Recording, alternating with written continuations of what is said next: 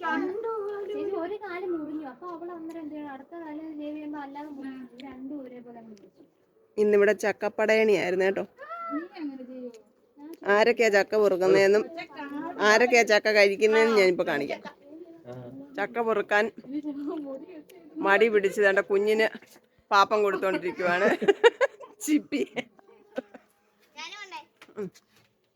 ചക്ക കണ്ടപ്പം കമന്ന് വീണ് സോമിനി മാമി, പിന്നെ കൂട്ടിന് മോനുകുട്ടൻ.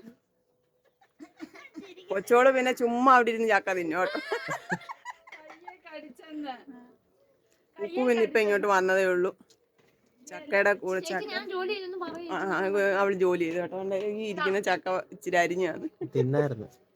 പിന്നെ കുറച്ചകത്താക്കിണ്ടാന്ന്.